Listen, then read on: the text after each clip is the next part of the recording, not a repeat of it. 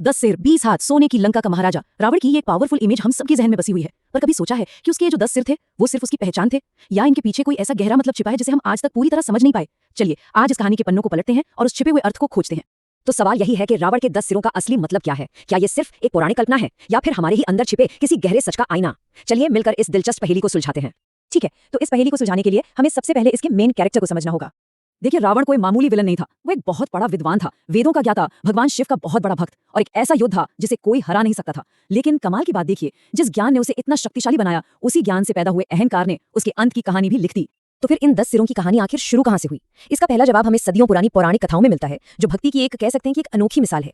जरा सोचकर देखिए, कहानियों के मुताबिक रावण ने शिव को खुश करने के लिए इतनी कठोर तपस्या की कि उसने एक एक करके 10 बार अपना सिर काटकर महादेव को चढ़ा दिया।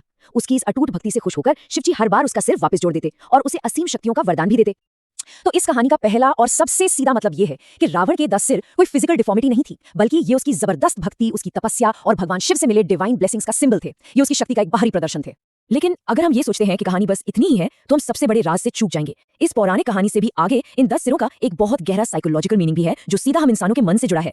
ये जो आप देख रहे हैं, ये इस राज को बड़े अच्छे से समझाता है। रावण के 10 सिर असल में इंसान के मन की 10 अच्छाइयों और 10 बुराइयों का प्रतीक है। मतलब एक तरफ ज्ञान तो दूसरी तरफ अहंकार, एक तरफ शक्ति तो दूसरी तरफ मोह। रावण ने इन सभी गुणों में मास्टरी तो हासिल कर ली थी, पर वो इनकी नेगेटिव साइड के जाल में बुरी तरह उलझ कर रह गया। और पता है, यही उसकी जिंदगी की सबसे बड़ी ट्रेजेडी थी। उसके पास ज्ञान और शक्ति की कोई कमी नहीं थी। कमी थी तो बस कंट्रोल की, संतुलन की।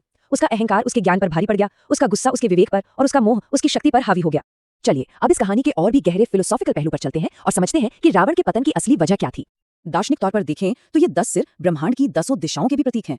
मतलब ये इस बात का संकेत है कि रावण की बुद्धि और ज्ञान की कोई सीमा नहीं थी। उसकी पहुंच हर दिशा में, हर फील्ड में थी। वो सचमुच में सर्वज्ञानी था। और यहीं पर हमें रामायण का सबसे बड़ा संदेश मिलता है। देखिए, एक तरफ रावण था जिसके पास असीम ज्ञान और शक्ति थी, लेकिन उसका दिल और दिमाग दोनों बेकाबू थे। और दूसरी तरफ थे राम, जो अनंत ज्ञान के बजाय धर्म, संतुलन और मर्यादा के रास्ते पर चले।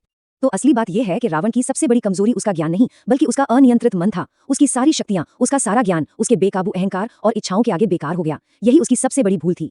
तो रावण की ये हजारों साल पुरानी कहानी आज के जमाने में हमें क्या सिखाती है? इसका सबक आज भी उतना ही रेलेवेंट है जितना तब था।